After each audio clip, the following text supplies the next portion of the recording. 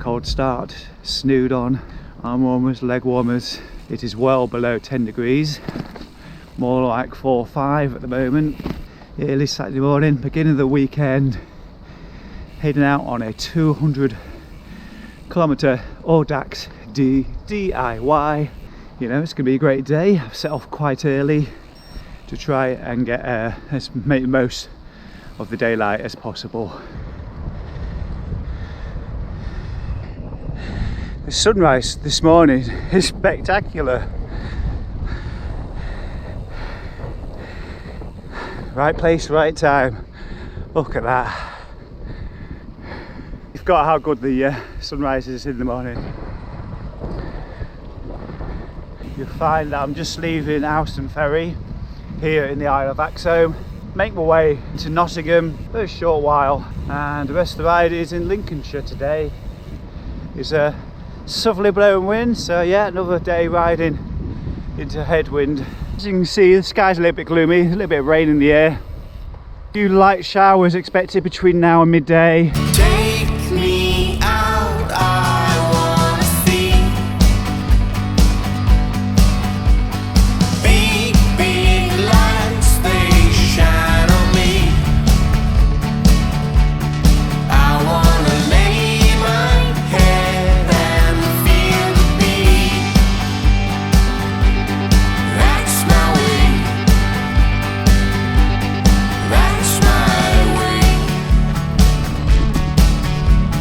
Take me out, I wanna hear. Another windy weekend. Now I've tried to be a little bit more cleverer with today's route. I'll just throw it up on the screen. As you can see, it goes south a lot in a straight line. This weekend, winds are from the southwest. Once it gets to the very bottom there, I start to go back kind of north-northeast, and the hope is that I'll get a little bit pushed along through the fence. Something to look forward to the late afternoon. But before then, I've got plenty of riding still to do. Just heading towards Treswell, Church Laneham, and I'm going to be crossing the River Trent at the is it Durham or Denham Bridge, I think.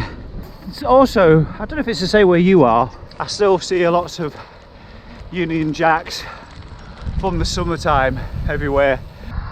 I don't know if I saw that. I don't know if I pointed the sign out quick enough there, but I was just about to say on camera, I'm back in Lincolnshire, and now, well, I'm back in Nottinghamshire. I crossed over the Durham Bridge. I often thought the River Trent was kind of a dividing line.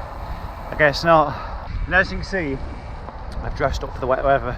I'm well covered up, keeping nice and dry, warm, and protecting some clothes and layers that I was hoping to wear this evening. Well, will be wearing this evening at camp. Keep those dry, it's very important. So I've taken my arm warmers off, stuck those in the pockets. It's going to be the leg warmers though.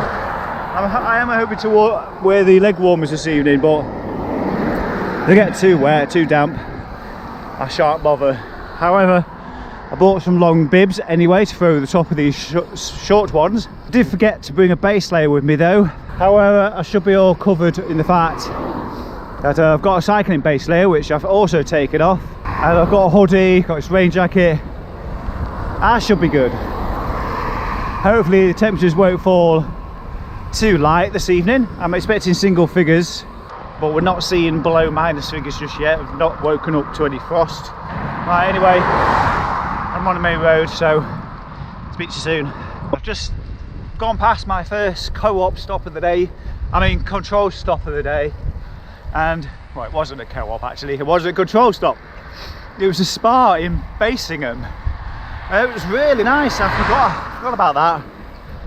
They've got a deli bar at the end, so they've got hot breakfast buns, and went straight for the baguettes. A couple of eggs in there, bacon. Oh, the egg was nice and runny, it was perfect. So beautiful. Final one today that will be at Hull Beach. There's about 15-20k after that to the wild camping spot, which I've yet to tell you about. Perhaps I'll tell you about it now. So the wild camping spot is on the banks of the Wash. I say the banks, there's a lot of marshland now, isn't there? I've looked at it on Google Maps. Perhaps I'll show you a little bit of the area now. Shall I show you a satellite view on Google Maps? And it looks okay. It looks like might be able to squeeze in somewhere. There seems to be an Anglian water treatment plant around there as well, so hopefully they don't work Saturday nights into Sunday mornings. And I'm just kind of winging it really, like I often do with wild camping spots. You don't know until you got there what you kind of, you know, what's in store really. Might be a flop, might be completely inappropriate, but until I get there, all I can use is Google. At some point, perhaps later in the autumn or into the winter period, I'll set up wild camping on a beach somewhere, but it's not this ride. So I'm heading next through Cartonley Moorland, which you might know if you've done Audaxes, Lincolnshire before. One of them starts here, the Bomber County, Richard Parker's Bomber County.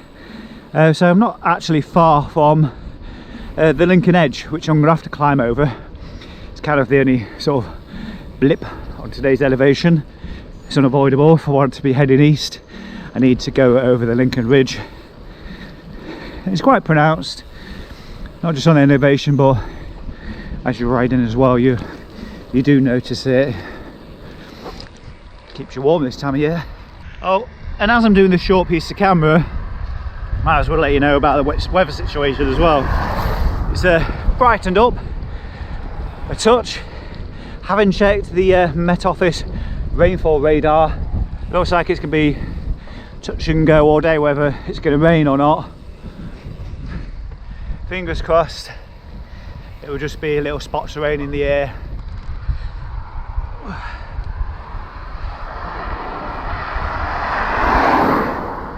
Nearly up the ridge.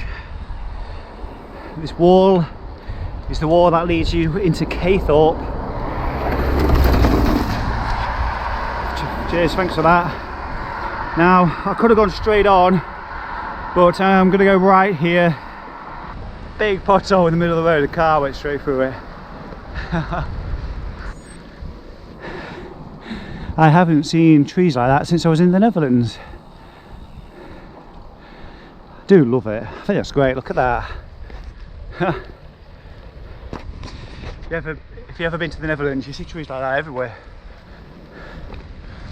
So I'm just going through Caythorpe right now. No stopping. There's a shop here, but I did stop not too long ago when I was in Basingham. It's not the weather to keep stop start.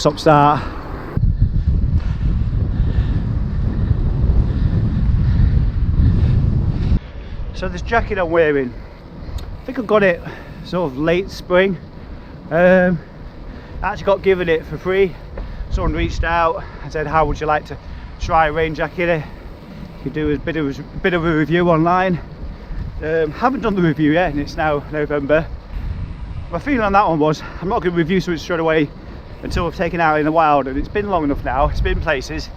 So at some point I do a review of this jacket. It's from InBike. Quite impressed actually. It's like anything like this, if it's too wet you will get wet underneath, and if you wear it in the wrong sort of temperatures expect to sweat, but on this ride I think I found the sweet spot. So when the days when the temperature's like this and the weather's a bit overcast, you may well see me wearing this jacket a bit more often. I'm just south of Sleaford, heading towards Marham Lane, and I've just seen something in the UK, in Lincolnshire, never seen before, and it's absolutely brilliant, and that is a huge solar farm. Although it'd probably go one better and dual purpose the land for agriculture, but one step at a time. This is UK. We don't copy other people, do we? We go, let's start all over again, do our own thing, and then we'll copy you. Anyway, yeah, big solar farm, absolutely brilliant. Need more of those everywhere. Wonder if anybody's ever done a stealth camp under a solar panel before. Wow, I don't know how well you can see in the picture, but maybe this is on Google Maps. But yeah, that's huge. More fields. It's all good and everything, but what really needs to happen, they should say, right, okay, house builders, you're not building any more houses unless they've got solar panels on the roof. You're not building any more houses unless they've got heat pumps. You're not building any more houses unless it's got a linked up, segregated cycling infrastructure. All these little things which the government should be saying to housing developers. You're not building any houses unless, and then you wouldn't have needed much of this out here. You know, this kind of, not in my back garden on a big scale, is it? Well, why don't you have it in your back garden on your roof and things like that, you know? Just stopped to the second control point. I've shunned the co-op today and gone for chips and a battered sausage. Just keep yourself warm because it's a bit cool. So, oh yeah, not forgetting, 1.25 litre of Coke as well. So I was actually going to go for water, but that's the right size for where I'm at in terms of liquids and things. So yeah, I fill the bottles up and then get going, not hang around too much because it's just started raining again. So yeah, I'm enjoying it. It's been quite enjoyable at times, and it's been you know, I don't cycle down here that often, so it's nice just to be in different surroundings and seeing things you've not seen before. That's my way. That's my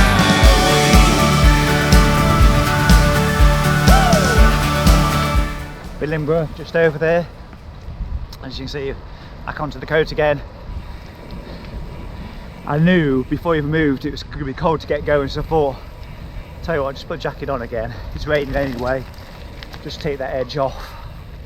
And yeah, not overheating at all because it's not that kind of weather. You know, it's clouded over again, the sun's disappeared, temperature's dropped. I know in the last two, 3 years, that's even longer, I've kind of been on the edge too much and the wrong side of, you know, between hot and cold kind of thing. And I think, you know, as I get older, I need to look after myself a little bit more and keep myself that little bit warmer. Can't push it too much, you know. It's that time of year, I don't want to be getting ill, not with everything what's going on, flu, coronavirus, everything else. It's alright to be a tough rider when it comes to terrain and things like that, and at the same time it's alright to be a little bit of a weak when it comes to the cold. No, to be honest, we all feel it, and we all bodies react differently to, you know, warm and cold temperatures, and my body tends to be quite wild when it goes from hot to cold and things like that. So yeah, go up nice and warm. So talking about clothing, I've actually just been and made a purchase yesterday for some new bib shorts, a new gilet because you're kind of the only one I wear at the moment. It's always nice to have a backup. New jersey as well from Atticus, and I was quite impressed by the price of the bib shorts. They're like cargo bib, what are called cargo bib shorts, just like these ones from Rafa, but much less than half the price. So hopefully quality hasn't suffered, and might be able to give those a review on the channel at some point once I've embedded them in and worn them a few times, and feel like, you know, I can give a review at that point, not just receive something and then go straight into a review. I don't do unboxing videos, I don't get that. Oh, it's just really geeky. Here's a box, something in here. It's not, I just don't watch those videos, just don't get it. I just don't get it. Having said that, I did watch kind of a unboxing video, one of Julian Hutchinson's videos. If I can find his, if I can find the one, I shall give a link to it in the corner of the screen because it was very amusing. He's gone and bought this toilet for his camper van. His camper van, which is, you know, you never know whether he likes it or not. I was watching other videos from his channel as well. He did 8 reasons to buy a caravan, and then his next video is 9 reasons not to buy a camper van. Anyway, well, the toilet one made me chuckle. He's got a very odd sense of humour. Anyway, back to the ride. I keep looking in different directions and seeing rain on the horizon. Thankfully nothing substantial, but gloomy nonetheless.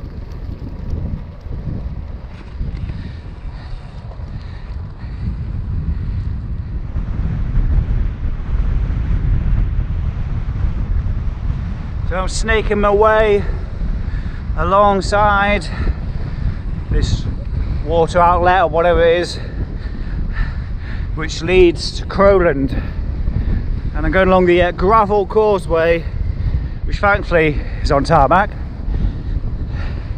Block headwind, not much fun, slow progress, and if you look at the sky, it's going to start raining again soon as well, so I'm going to have to stop shortly, throw my jacket on I think, but for now I'll just keep on chugging away for the next 3 kilometres. It's not a big thing, but I wanted to start. Now that you've touched my useless heart. Quickly nipped into the toilets at Crowland and straight on. So the next stop is Holbeach actually. Didn't really stop here. In and out. So 25 kilometres to Holbeach. That's the first, that's the third CP of the day. And the place to stock up for this evening for some food and things. For 12-14 hours of darkness or something. Looks like she's practicing to be the next Buzz Aldrin. I know it's stereotyping, but I bet she's Polish. For the first time today, I'm flying with 40k to go. Oh yeah. Probably about 15k of absolutely nowhere to hide and just, you know, enjoy the slow speed of it all. But now, heading northeasterly, it's cracking. Not long to go now, less than 2 hours to the wild camping spot, and see how bad it is. I've got no idea what it's gonna be like. It's just always the same when you plan somewhere new, but this one I was like, do I, don't I? Let's just try it. It's kind of a question mark how, you know, my judgment on this, but I wanted to get out of the comfort zone a bit more and stop going in the woods and go somewhere different. So that's exactly what I'm doing today. Right, heads down, enjoy that wind. Big, big drums inside my ears. It's a long, long road. It's a very long, dull road. Still spitting, still gloomy. Supposed to clear through overnight. Just been checking the forecast and it looks like tomorrow's gonna be okay, but it looks like it could well be a rainy finish. Hello horses, hello. You're not having my coat. I was hoping it was going to be an inch worth of light when I got to the wild camping spot, but it's going to be pitch black. It's that tempest fall, so the sun's probably already on the way down. It's gloomy as anything. It's miserable. And I've got to stop in Holbeach as well, get some food and drink for tonight. It's going to be a long night in the dark. Can't even guarantee I'll have an internet connection when I get there. It's going to be quite a remote spot.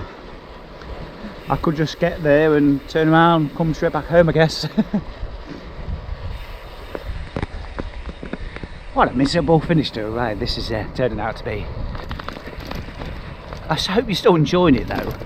But it's been a gloomy day. And I'm just looking through the camera, and I'm just looking through the picture right now on the camera, and it doesn't look that bad, but the sky is not that white.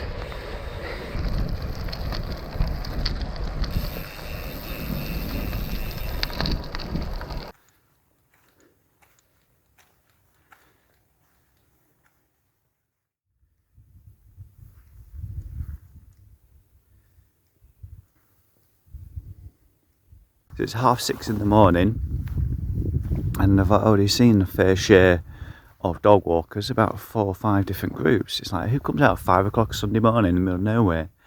This is how I came up on that track, and my bike is actually coated in mud. When it gets a little bit lighter, I'll show you the wheels. If I got a stove on the go, it took a bit of effort to get it working, but as you see, I've just got it lit up in the inside of the vestibule. And I've got one of these foldable bowls to make my porridge in. So when I've got another hand free, I'll open it up. Unfortunately though, I've got to bring some cutlery. So I've been using hot scotch buns to mop up the meat I had yesterday. I'm going to use that to eat my porridge with as well.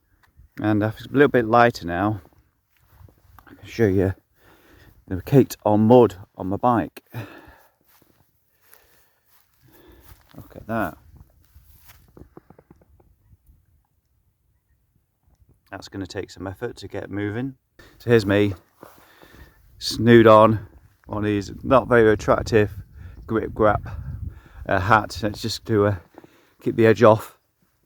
And yeah, everything's just about packed away, so we'll get everything else on the bike as well. Leave here shortly. I'm going to leave this video here. Hope you've enjoyed it. For me, at the banks of the Wash, or not so banks of the Wash, it's all over there. It's a good mile in that distance. Anyway, I'll see you again soon. Take care. Bye bye.